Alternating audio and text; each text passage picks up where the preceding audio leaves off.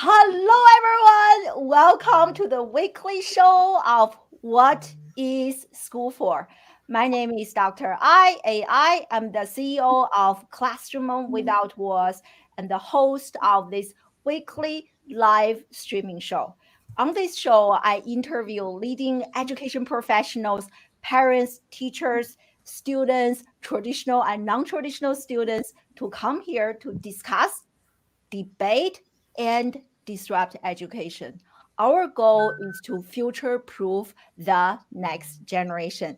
Today, I am super excited and honored to have the one and only Dr. Suniya Luthar on the show to talk about something that is very close and dear to my heart, and I think to every single parent out there's heart, which is how can we help our children become more resilient? And I have a feeling the answer may not be what you are actually thinking about. Actually, to get prepared for this interview, I did a survey on my LinkedIn. I was asking parents, if you want your children to become more resilient, what do you think we should do? And quite a few parents checked, send my children to some resilience classes. So that is definitely not the answer we're talking about here. And so make sure you stay for the entire interview. For those of you who are not familiar with Dr. Luthar, she is a resilience expert and she is a professor of psychology at Columbia University, Teachers College. And Dr. Luther's work has been mentioned and quoted in so many, I feel like every single mainstream publications out there, such as the New York Times, Wall Street Journal, MSNBC, and many other places. So really excited for today's conversation. And this is the second time that Dr. Luthar is on my show. And so please share this and tag this and invite friends to join the conversation, especially moms, dads, and parents. And as always, we are live on all the social media channels. I especially encourage you to watch us live on Amazon Live. Just enter Classroom Without Walls live and you will be able to join us live on Amazon Live, where you are going to see a list of books that I have personally reviewed and I recommend related to parenting and disruptive education. So without any further ado, Dr. Luthar, welcome to the show. So excited to have you here. It's always a joy to talk to you.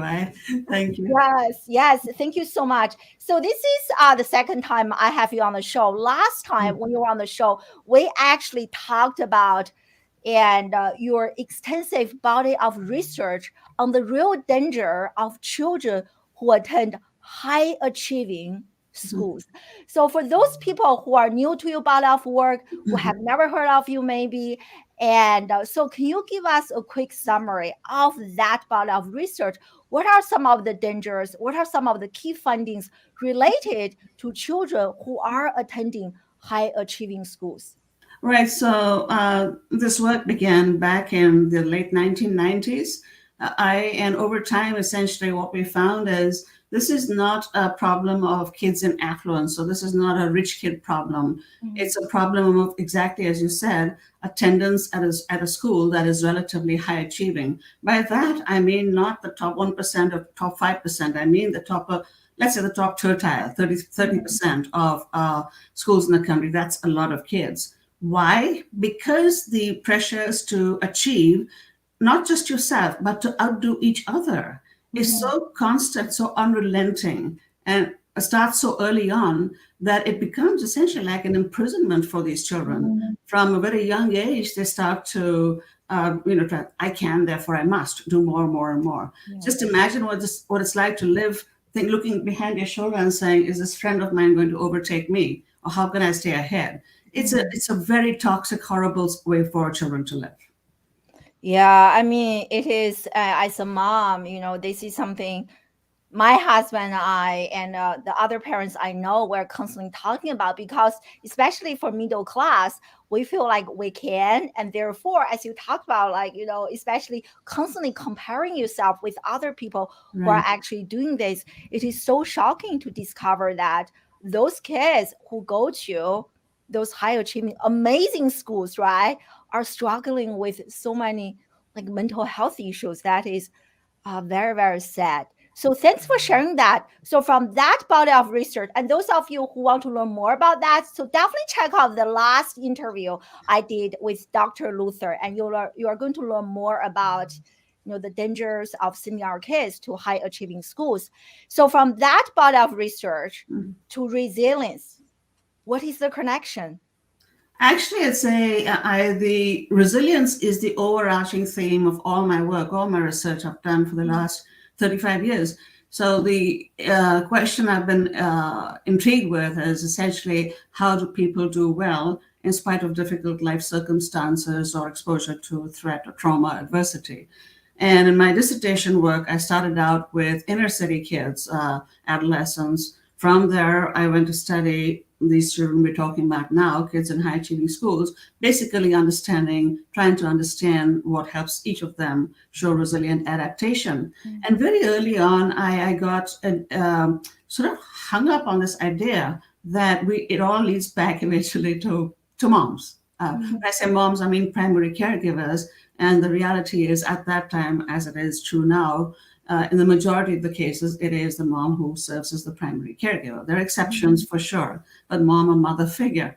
So even back then, I was very attached to this notion that our children's well-being rests on our own. Early in the 2000s, I did collected data on the internet. Those days, it was unheard of, for a study that we called basically Who Mothers Mommy was the first paper.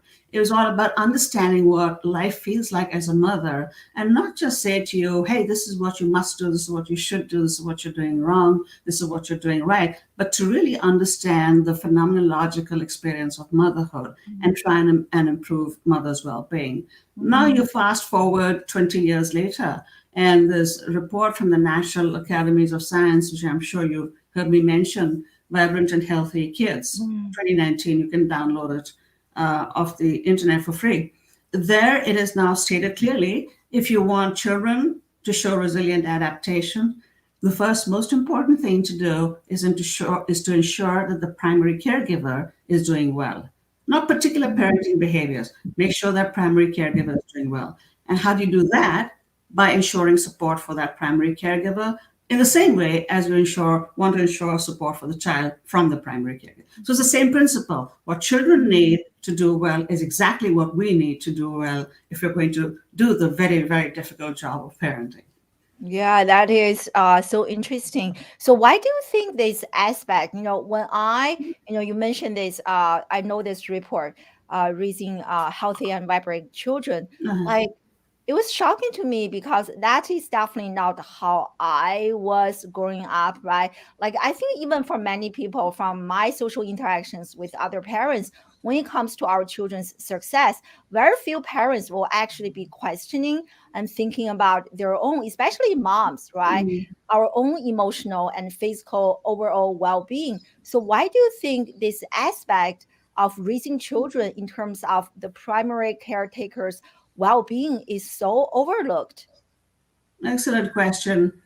Well, I think to some degree, our approach in child development science, as well as society generally, has been to say, all right, we'll figure out the things that you need to do as a mother or an educator. I mean, think about trauma informed schools, for example. For educators as well, we're very good at telling people what they should do, what they ought to do, and what they should not do. But there's much less acknowledgement of, so what does it take to do these things that you're asking mothers to do or educators to do? Now, the why for that, I suspect, is multiply determined, if you will. Part of it is, I think, unfortunately, we're ourselves complicit in this. Our own expectations as mothers are so high of ourselves. So there's almost a feeling like I should be able to pull all this off. What's wrong with me? Why can't I do this? Something must be wrong with me myself. So that's part of it, but I'm not going to put all the quote blame on us. It's also societal expectation. You hear about the notion of invisible labor, where you just take on things and do them because you see that they need to be done. And so it's something like keeping track of children's emotions. And how many mothers say, yeah, that's something that I do. It's my responsibility, more than that of my partner or spouse. So I've given you a couple of reasons. And I guess the last one, which really perplexes me is mothers feel guilty. Mm. It's like if I tell you what science has shown in this report, it's actually on my desk, I'm working on something right now, Vibrant and Healthy Kids. It's like, you must make sure that you are taken care of. Then Mm. the mother sits with this and I tell you, you must be, let me take care of you. Mm. And you say, yeah, I'll get back to you. Mm. Right? And I can say, I can sure that one of the thoughts that's going on in your mind is, but I have my kids, but I have the schooling to do, but I have these errands, but I have to prepare for my next podcast, etc., etc., etc. I But don't have time for this. Yeah. there you go. I don't have time for this. It's self-indulgent. So I imagine that I'd say 80, 90% of moms or dads who are watching will say the same thing. To which I must come back and say, go read this report, read chapter 4. It tells Mm. you unequivocally that this is the single most important thing. We have Wow. to change our way of thinking. So you know how you have your title, which I love, disruptive education. In the same way, child development has been disrupted, if you will, where Mm. instead of look, if the child is here, instead of saying, here's a child, let's focus on the child to make the child be resilient. No, we go right the way up here and say, look at the parent. We don't even talk about who the child is. It's just you need to upstream. You need to be alive and whole and vigorous and happy. And that will then spill over into all aspects of your parenting.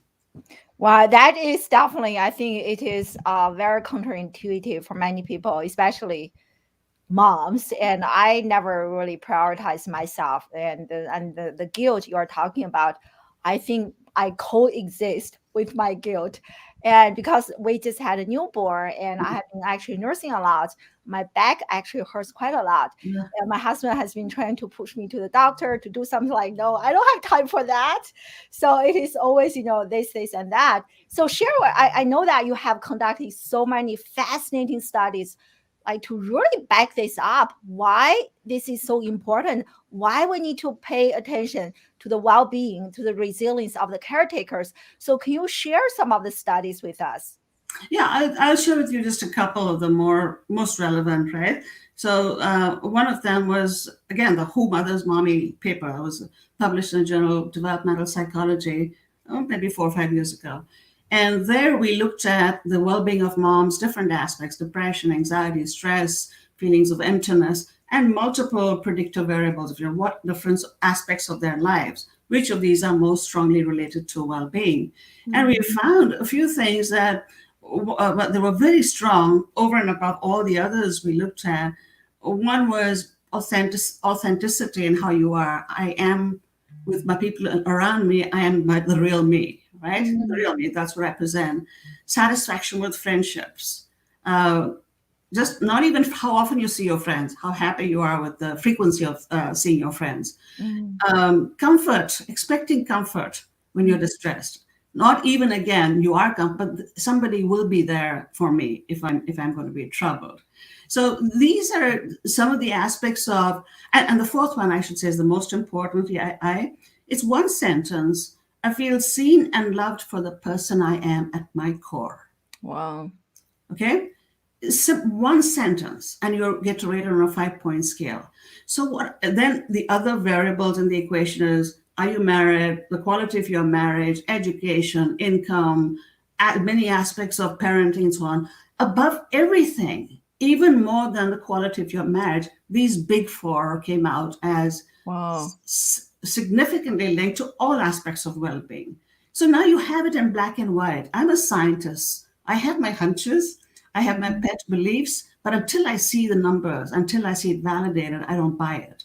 And here it was in black and white. You have to have these four things, or at least some of those four things, which all have to do with your support systems outside of your marriage. This is not to say marriage is not important. It is to say that these things actually help the quality of your marriage if you have some of these strong outside support systems.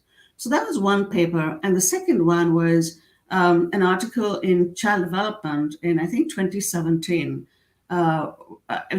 which was basically a summary I did with Nancy Eisenberg, my colleague, of maybe 10 or 12 review articles, all on children facing different adversities. So the question we asked everybody was, in your at-risk group, what's most important?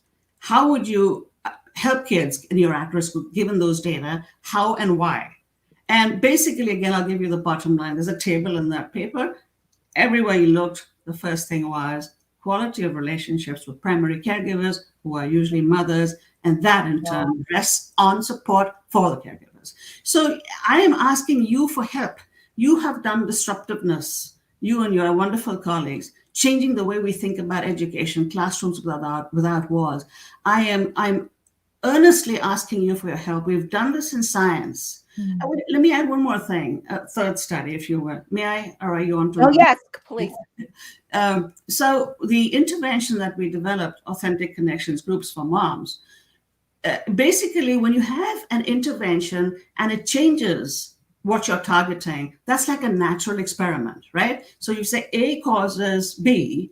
That means if I change A, B should change, correct? So that's the model. So you say supports determine how happy mothers are or their well-being. So if you enhance the supports, well, they should be doing a lot better. And guess what? We demonstrated that, not just once, but more than once. So Wow.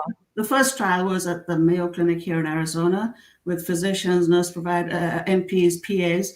And basically we found that this 3-month program led to significant increases in well-being, lower depression, stress, lower work burnout at work, and lower cortisol, lower levels of cortisol, Wow. with gains even further improved 3 months follow-up. So that was the first study. Experiment again, right? This is an experiment.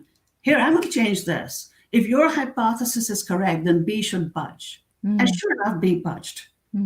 Right? So I've given you 3 articles, and now you have, forget me, you have the National Academy, is the highest scientific body in the country, anywhere in the world, saying, this is it, take it from us. This is what we need to do if we want to help children. Does it make sense to you intuitively? Oh, 100%, 100%. It was hard for me to, when I first discovered this body of research, I was like, wow. But the more I learn about this, the more I'm like, yeah, this makes so much sense. I remember some of the studies that you mentioned. There was like one showing how children, they are actually learning better, developing better as a result of their moms Right. actually doing better.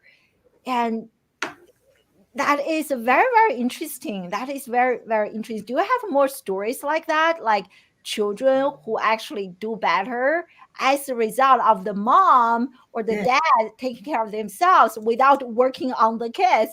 Yeah, but for the kids sure. actually perform better. For sure, yeah. But before I go there, you said something about your reluctance to, accept this. And I think that's an important issue that we should talk about for just a second, because I suspect that underlying that, some of that reluctance is a little anxiety about, hey, I don't know that I want to be that responsible. I don't want everything Mm. resting on me. That's way too much. As it is, I feel so overwhelmed. Now you're telling me that everything. So what I want to say in response to that is, this is not about guilting or putting more guilt on moms or blaming in any way. It is about saying, moms, you need to accept the fact that what you do is gargantuan and people need to take care of you.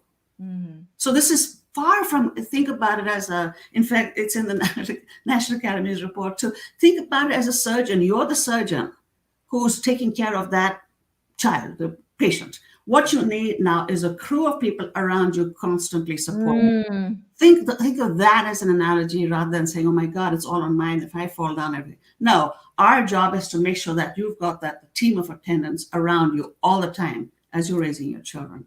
So that's number one. And now to go Yeah, back. can I just add? Yeah, but you really caught it because you just feel like this is another thing I need to add to my to-do list. Now I have to check this on top of all the things I check. But that's absolutely right. I love the analogy you give us. Very powerful. Yeah. Yeah, and people tell me, so Dr. Luthar, you're saying moms should take better care of themselves. I said, no, no, no. It's not one more thing on that to-do list. I'm saying, moms, just prioritize being taken care of and then show up.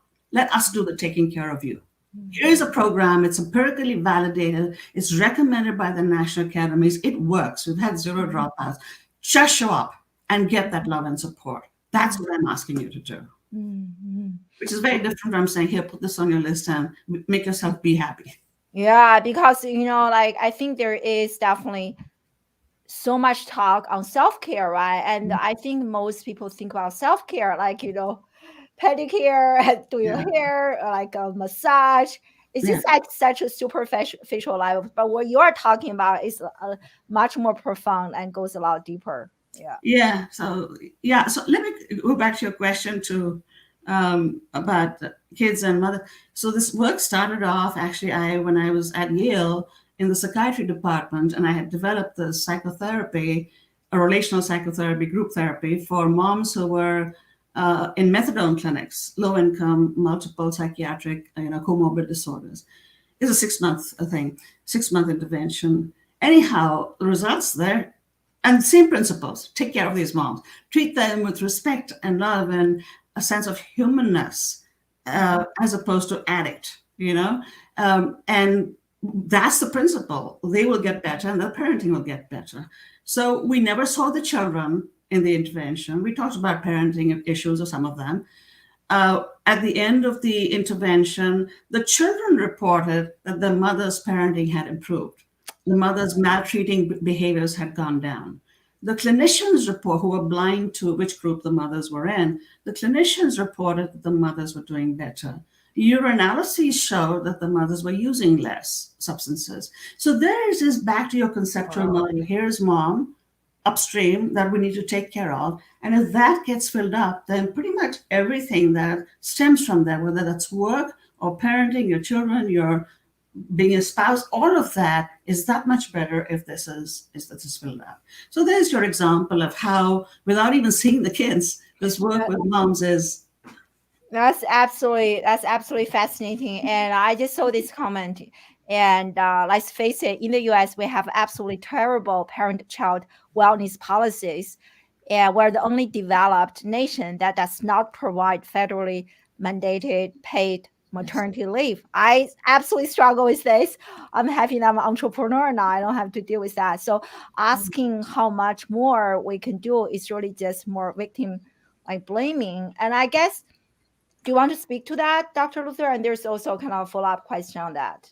Well, all I can say is I agree completely. I think it's absolutely abysmal that we have the policies that we have in the US. My advisor in graduate school was a man, Edward Ziegler, and this was his thing, family leave. So I couldn't agree more. It's hugely problematic that we have the policies that we do.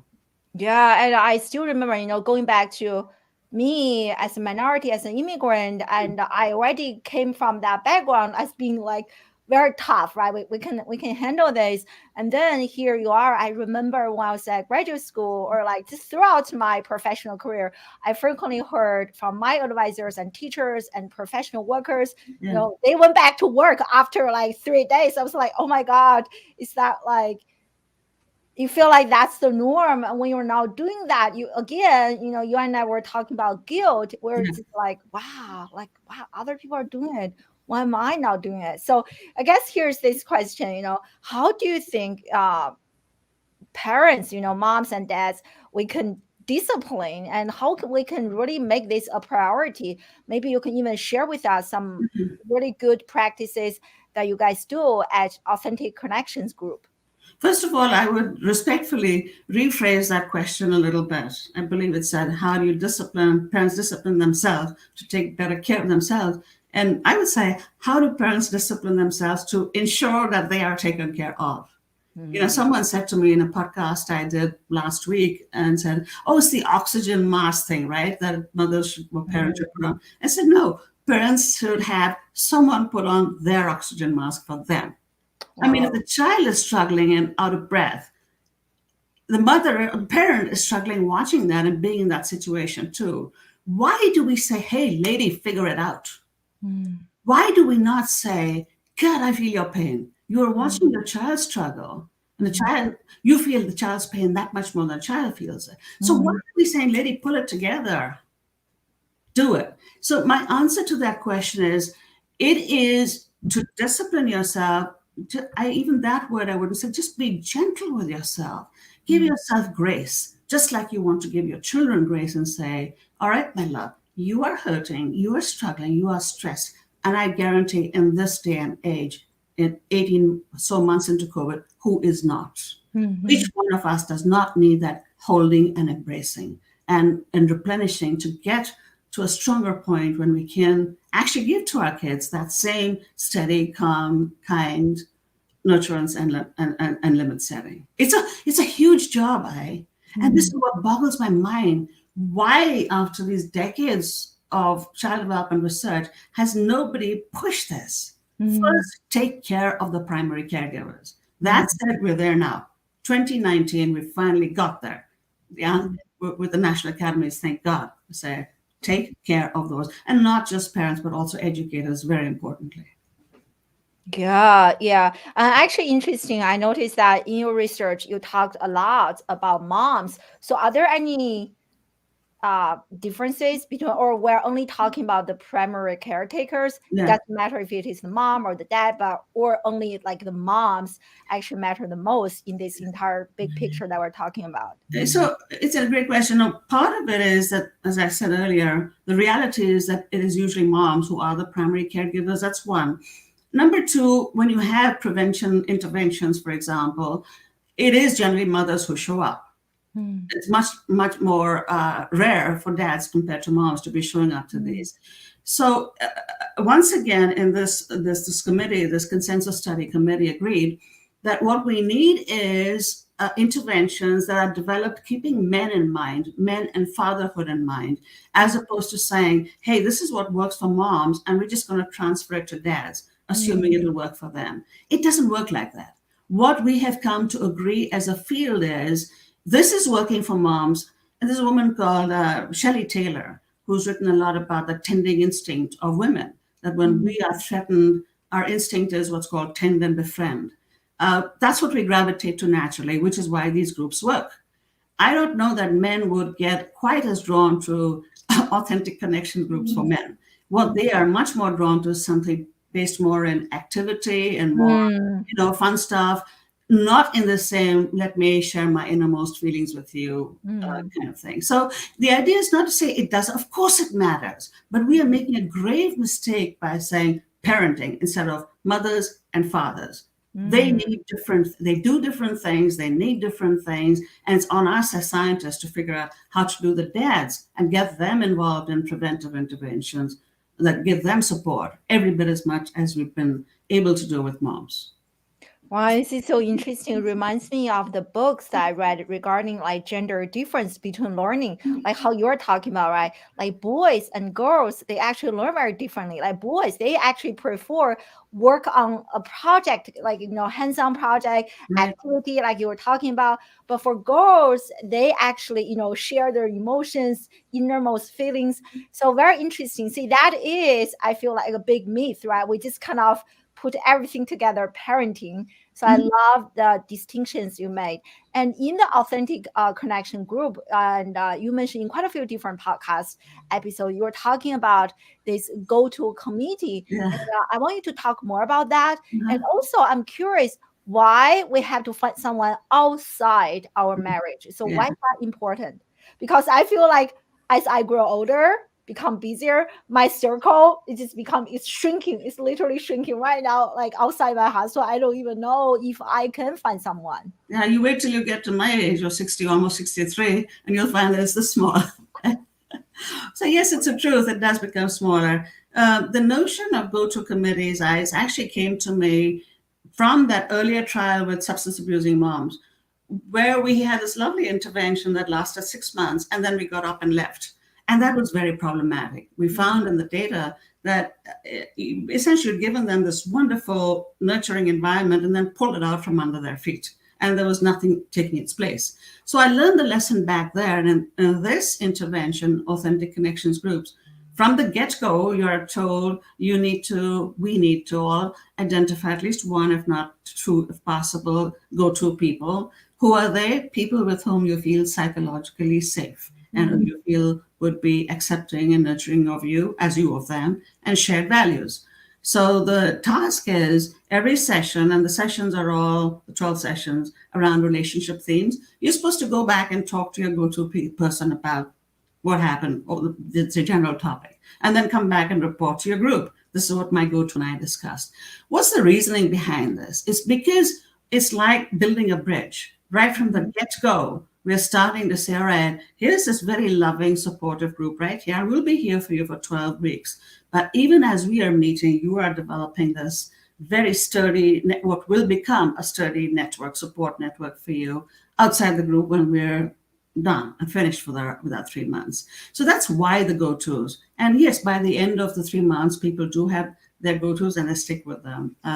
So does that help you understand the rationale? It's Yeah, definitely, definitely. Yeah, that's very interesting. So do they like after the program is over, do they stay in touch? very much so. First of all, they stay with their go-tos, but also I posted recently on LinkedIn and said we're reviving AC groups. We had stopped during COVID for many reasons. And one of one pediatrician wrote, I'm so glad to see that you're doing this, you're back at it, because we're still meeting. Our group is still meeting 2 years later. Wow.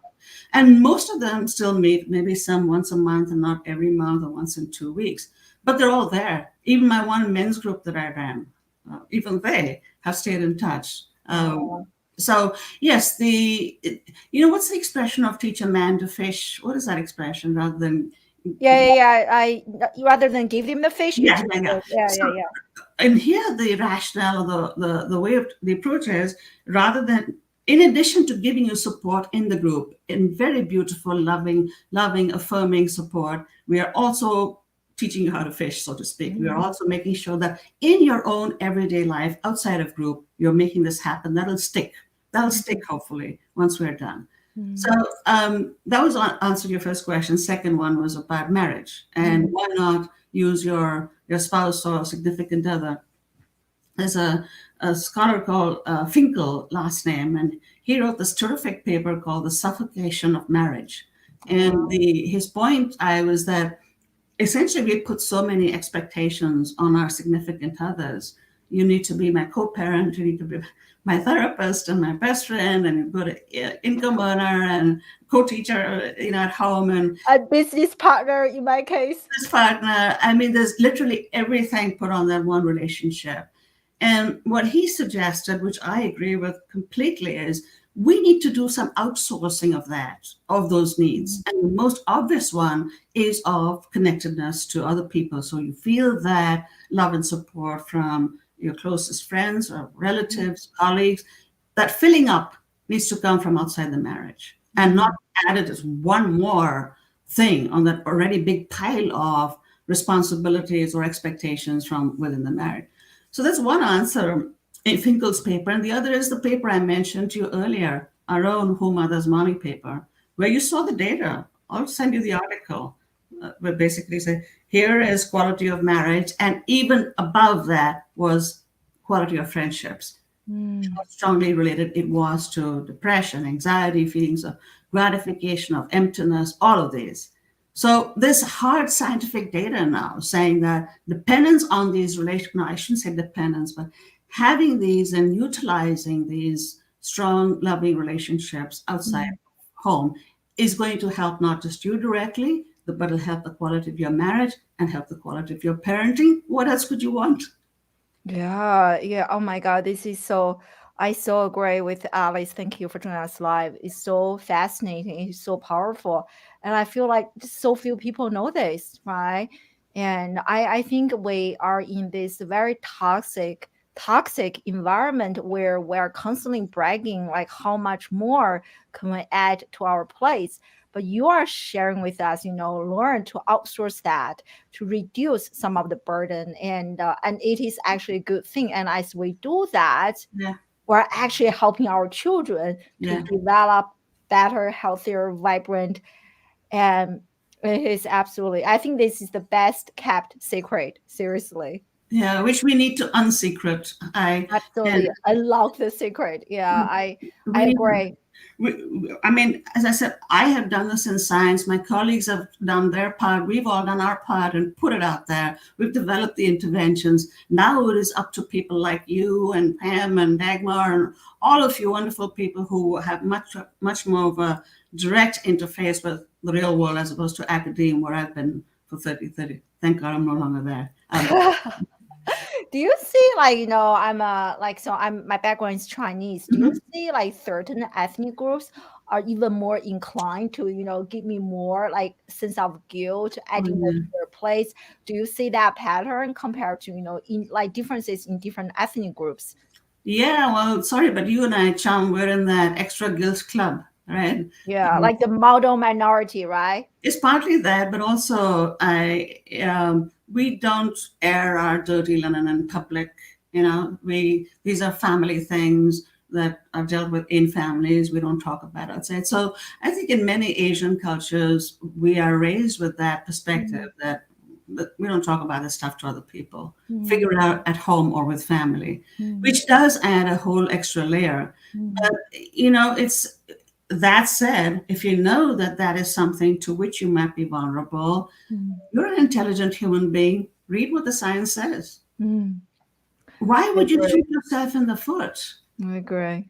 Yeah. I mean, there are many things that you weren't doing podcasts or but these brilliant webinars when you were in China. You figured out how to do it, and you're doing it. That's right. That's I right. didn't have a PhD and I didn't have do all these. I figured out how to do it because it's so damn important. In Yeah. the same way, figure it out, ladies. Moms, dads, figure it out. If you are the primary caregiver, you must. I want to tell you another little anecdote as to what prodded me on this. My mother, this maybe about 20 years ago, was very ill and she was in an ICU in India. I flew across to try and help any way I could. She was in an almost comatose state. And Mm, in that state, she called out to her mother. She said, BG, where are you, BG? And mm, I miss you. Where are you? And I'm thinking to myself, she must have been then about 60 years old, my age. yeah. This 60-plus-year-old lady is crying for her mother. Yeah. What? And that's what struck me. This need never goes away. Mm, I don't care how bright you are, how accomplished, and how many degrees you have, how money you have, and how famous you are. Every person needs that gentle mother loving. yeah. Yeah. And the sooner we all realize that and are kind enough to ourselves to accept that, Mm, the better it's going to be for everybody. yeah. Sometimes I would jokingly, half jokingly say to mom, hey, if you don't want to do this for yourself, do it for your kids. Means yeah, I think that yeah, that is true. Man, yeah, yeah, I agree. Amazing. And I love the story that you shared about your mom, which is exactly how I feel about my mom. Now it makes so much sense when I think about this. When I know that my parents, especially my mom, she's doing well, I just feel like overall my performance, everything is being automatically boosted. Yeah, I can actually, to get prepared for our interview, I have been sharing some of your research with my own children, Uh-huh. 7 years old and 10 years old. And my 10 years old told me, like, Mom, when you are actually feeling better, happier, he is actually feeling better. And he even said, our entire family feels happier. I was That's like, wow. beautiful. So there you have more data, where everywhere Exactly. slice the pie, there's data. You mentioned moms being happy, and I think we talked about my research comparing moms with histories of substance use with moms with histories of depression. These were low income, and mostly single moms. These were middle class and mostly married moms. And the kids of the latter were more troubled. In other words, our kids with middle class families with depression were more troubled than the kids of mothers with single moms with drug abuse. And you might ask why. It's like your 10-year-old told you when you're happy, the light, the energy in the house is lighter. When Mhm. you are sad, which certainly I have been, all of us have struggled, maybe not clinical depression, sometimes even that. It is I like a gray cloud all over the house, right? And what children have a hard time with is they get confused. What is this? Did I do something? What can I do to make Mm, it better? It was with substance abuse, you could see the bottle there. Well, mom's been out on a bender, or they just drank too much last night. So there's a great deal of confusion and fearfulness that sets in mm, when mothers this unhappiness or sadness or I don't know, defeatedness, when mm, that feeling mm, takes over in the house, mm. it's dreadfully difficult for children. Yeah, It's yeah. dreadfully hard for them. Yeah, yeah, yeah, definitely, definitely. And it's just like you are so absolutely right. and the kid just feels like, what did I do wrong to make this happen? It's so powerful. Yeah, I'm just reading this. Yeah. What did I do wrong? What can I do to fix it? There's Mm. nothing that I can do, but that's what. Anyway, sorry, I interrupted you. No, no, no. Yeah, that's a good thing. And we don't even oftentimes we didn't even realize that, right? We are actually causing that burden on our kids. Like they are feeling like, what did I do wrong? What how can I fix it? Yeah. Yeah, yeah. So So I don't want again to blame any mom, myself included, for having been depressed. Life happens and life is hard. Into each life, a little rain must fall, and then it falls again, and it falls again, and falls again. mm, That'll happen. That's life. Our job is to say, knowing that's going to happen, let us be prepared. And the yeah. prepared means having that umbrella when it rains, and that umbrella really is the support network.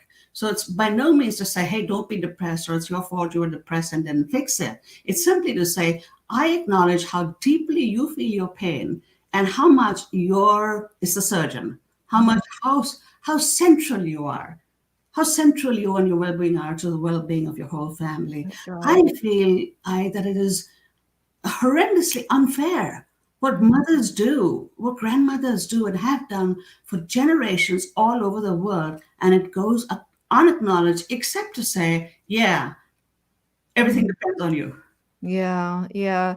It's so powerful, so powerful. And the study you mentioned, how the children with parents who struggle with depression versus parent mom who are struggling with substance abuse, like how that are affecting their kids very differently. That is really powerful. As you said, that is science. You cannot really argue against that.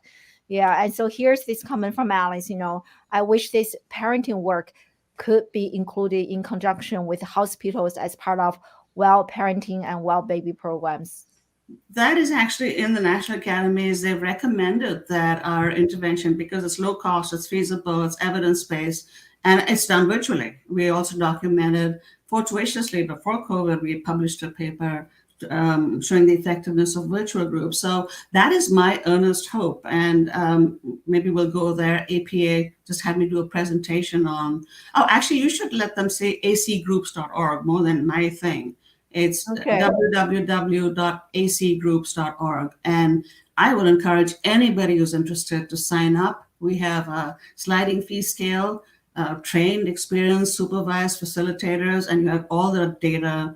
There's a PBS show on our groups. So it's by real human beings talking about it, by scientists talking about it. There are all the reasons why uh, and how this can be done. I want to say one more thing before I forget, which has been on my mind. I mentioned educators. Uh, Mhm. I am very preoccupied with helping reaching school psychologists and counselors in particular. Why? Because they have now been sort of charged with being a mental health assistant, trauma informed schools and all of that.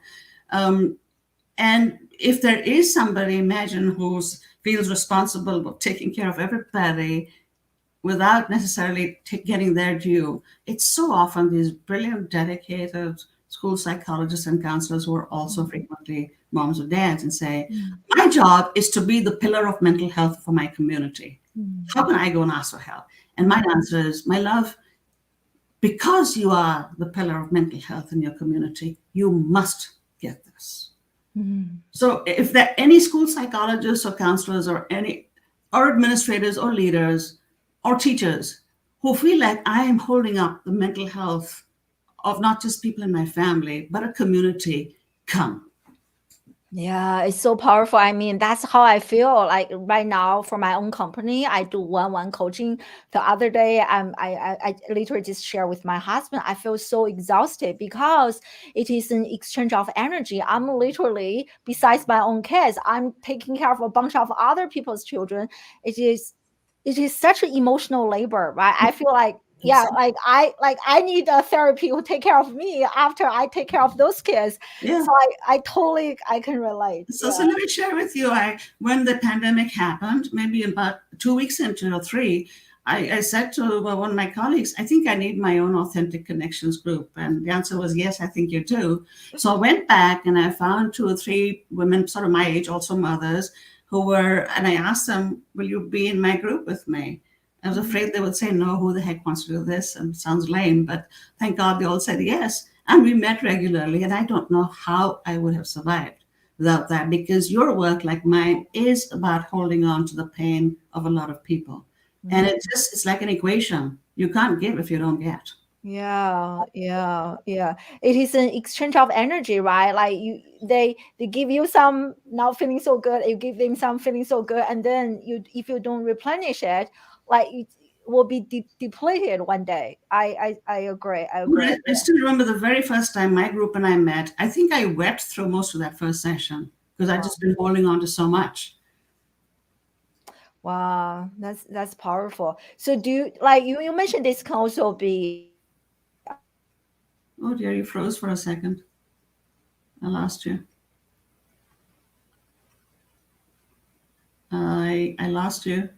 am I back? You're back, audio. Okay. Am I You're back. back? Video. Yeah. Yes, Sorry. yes. Yes, yeah, like Oh, you froze again, love. I'm not sure what happened.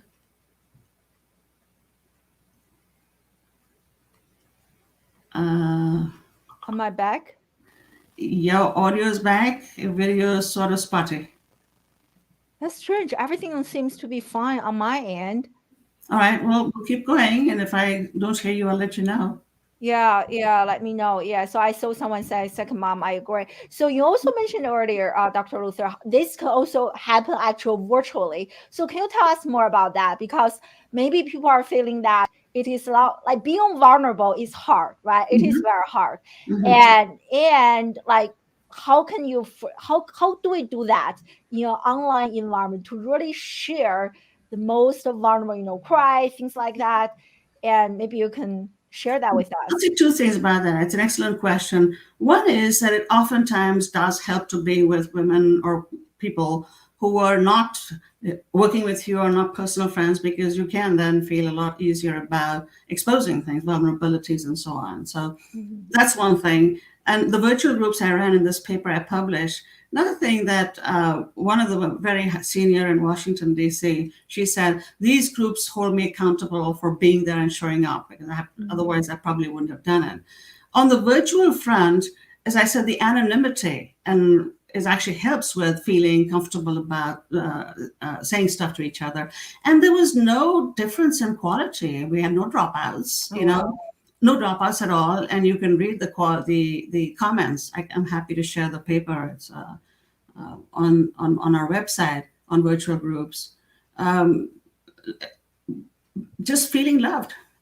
Mhm. There's no difference. So what happens is, I imagine there are five of us on the screen, and I say something about how my heart is breaking about just something that just happened to me. Immediately see these other four faces light up with kindness and concern, and Mhm. it is just so healing to have that in real life. Not a psychotherapist, but these are real people who know you and care about you, having been in groups with you. That Mhm. it's enormously healing. I guess the last point I'll make is, how do you jump into a group with a bunch of strangers and get vulnerable?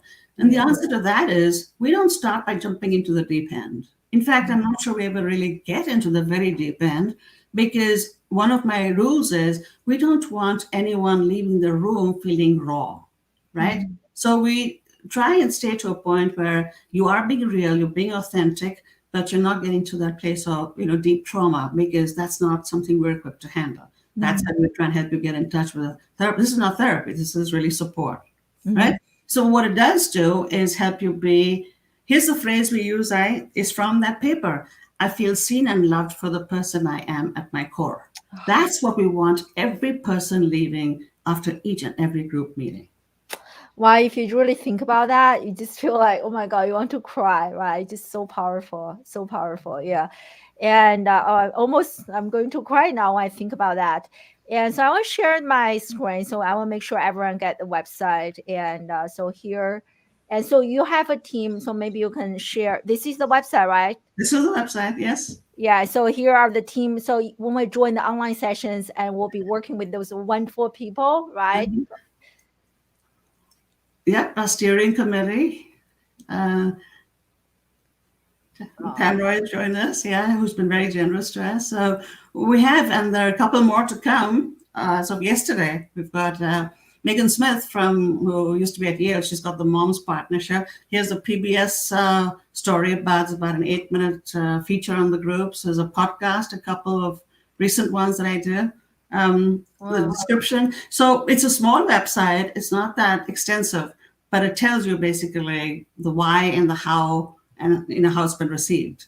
So it is incredible, like nobody drops out and people are still staying in touch after the 3 months program is over and still reaping the benefits of this, and really fascinating. And also I remembered, like when you're talking about, earlier, so when we're finding that outside a support group, a go-to support committee, and like how many people should be in that group, and is there like, because you and I were just talking about, it takes lots of energy, Of right, to course it open up has. to others. And so like how many is like, are One you? or two, that's it, maybe two. And I'll tell you why, because exactly what you said is very wise. It does take a lot of energy. And it's Mhm. almost like you can't give that kind of energy to 5 people, 5 sets of relationships, and you're a mom and you've got kids. It's just not doable. So save it for the 1 or 2 people. And then sometimes people ask me, but I don't have such a person in my life. What should I do? And I said, well, Mhm. we'll start small with baby steps. Think about someone who's maybe in California or in Utah or wherever, your high school friend who we liked and felt safe with. Contact that person. How about we just chat or visit or even just text to start out with once a Mhm. week? Because I'm in Mhm. this group that's supposed to be for resilience, and this is my homework. Because sometimes Mhm. people are shy. Certainly, I was shy about saying, "Will you be my best friend?" It's hard for Mhm. some of us to say that, right? So this sort of takes away that awkwardness, and you say, "I'm in this group, and this is our homework. Would you please be my go-to person?" And invariably, people come back and say the people whom they asked were just honored, and as my people were Yeah. honored to be asked, and there it developed. American society, I dare say society in general, is so much hung up on do it yourself, Mhm. individualism, and so on. It's all self help. It's not help each other, it's self help. And it is, even mindfulness is such a solitary, by definition, mindfulness is a solitary activity, right? So now take a step back, and the Surgeon General Vivek Murthy wrote about how loneliness is an epidemic and we need to counter it. So, what's the answer to that? Do mindfulness? I mean, I have nothing against mindfulness. I think it's terrific. I used to do a lot of yoga. But if the epidemic is on loneliness, that means lack of connections. What is the answer? Is to develop and maintain those connections in a way that is scientifically validated. Now, is it going to be perfect? No, but it's the best shot we have right now. I mean, this is powerful. I grew up in China, came to the US when I was 20 years old, almost 2 decades ago. And when I first came to the US, I felt so lonely. And because this deeper exchange of emotions, of vulnerabilities was not there. And I even did research project on this topic. I was like constantly asking myself, even though every day I was surrounded by people, I was like, why do I feel so lonely? So Yes. I can really, that lack of authentic connections with human beings. And you cannot build authentic connections by just talking about the weather, for example, things that we don't really care about. You can only do it through deep self-disclosure and sharing what makes us vulnerable. So I can really see the power of authentic connection groups. Yeah. So, like you, I adapted to the American way of doing things. I mean, very similar experience coming here. I mean, besides the culture shock, I was 26, a little older. But yes, we've acclimatized and become American in some ways. Once again, I'm entreating you. I'm so earnestly asking you all to help change this dialogue. It is just unkind, it's unfair, it's wrong for Mhm. these people who do so much not to be taken care of. And as I said, I'll give you all the science you want. I'll give you the PBS show and the podcast, and I'll talk and talk and talk and talk till I can talk no more. But I need you people to sign up and show up. Do You the follow work. what I'm saying? Yes, now even do the work, just like show up, That's like what you mentioned earlier, allow others to take care of us so true. that we can better serve and play our role. So, and I think Aliza, my ex-student, past student, asked me in her podcast, so what about the time? We really are very busy. And I said, I have no doubt you are. I was there. But tell me, maybe take an hour off Netflix, or maybe instead of yoga 1 week, do this. Tell me you don't have it 1 hour per week for 3 months. I just won't buy it. Mhm. If you really put your mind to it and said, the well being and mental health of my children depends on this. Mhm. How do you know that? Well, here's the report. Mhm. So, one, I think I need to quit that once. Maybe I'll watch one less show a week, Mhm. just for 3 months. Yeah, I'm in. I'm in. I also love, to wrap this up. I know you like in the group, you guys do so many powerful exercises. So one thing I read is this called support wallet or something. Like Yes. you do an index card. I was like, wow, that's such a great idea. So can you tell us more about that? Yeah, happens about halfway through.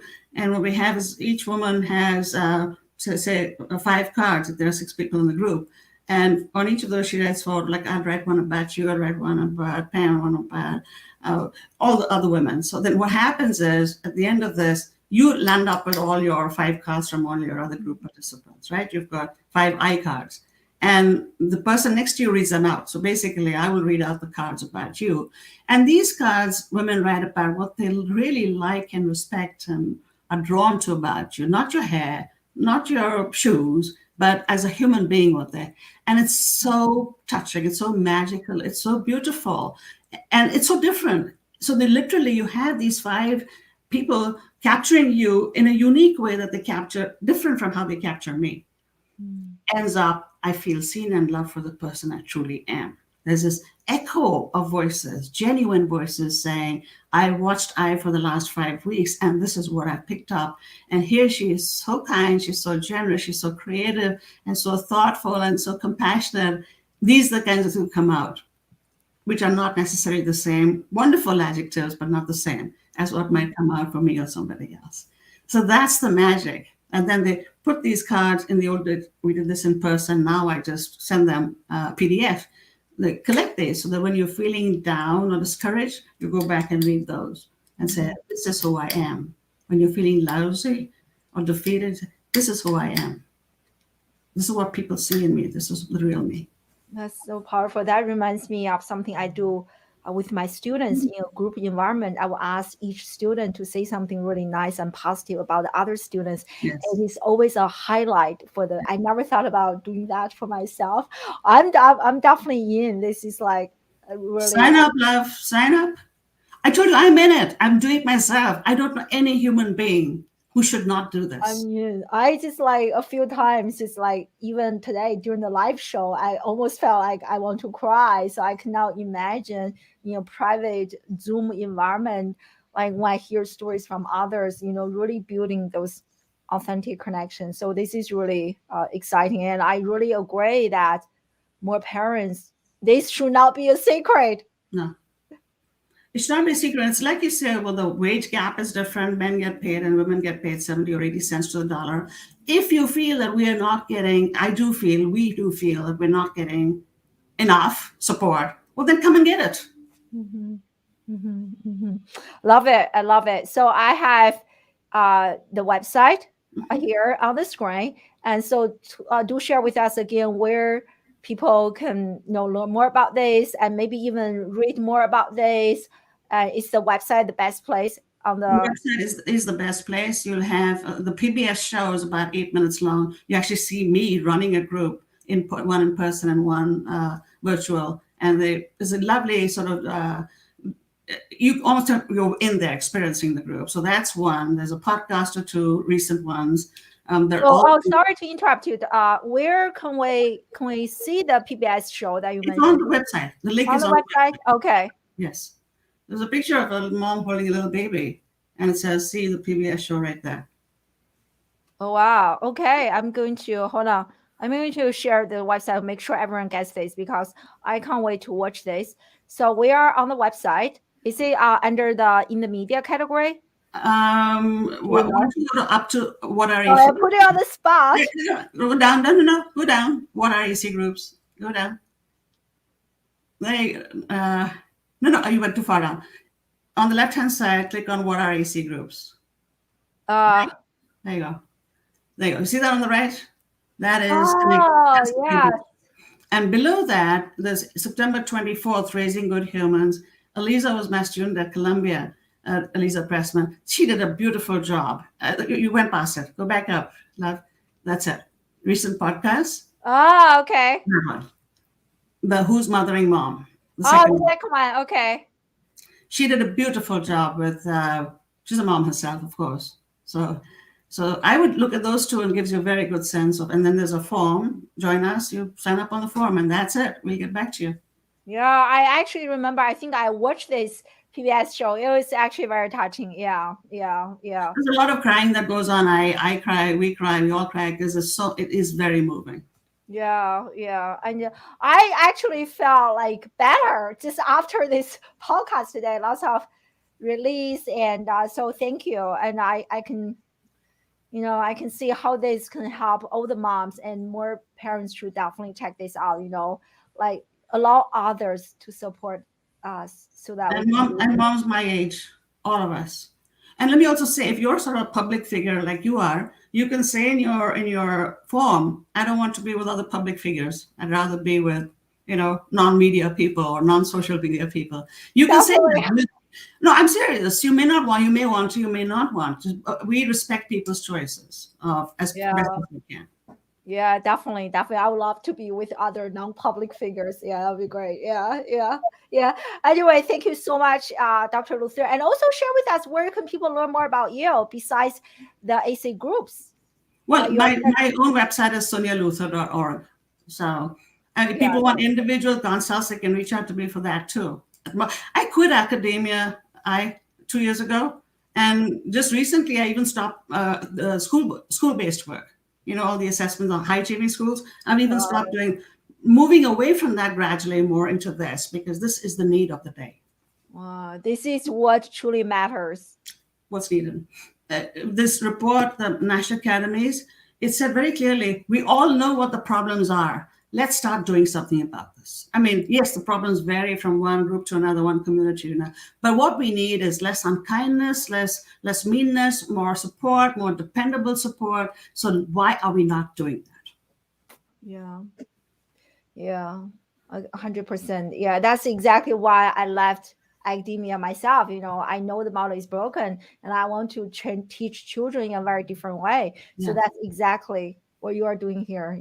Do what matters. Yeah. Please do join us. Yeah, everyone check this out. acgroups.org. I'm definitely going to take advantage of this. It is so fascinating that there are other people like Dr. Luthar devoted to this and to help us, so that we can be the better mom, we can better serve our children and the entire family. So I really, really love it. Thank you so much, and for incredible interview. And thank you so much, everyone, for joining us live from all over the globe. I really appreciate you guys. And I hope to see you again next Friday or Saturday, same time, same location. Take care, especially moms watching this now or on replay. Take care of yourself and check out acgroups.org. Thank you. Lots of love. Bye-bye.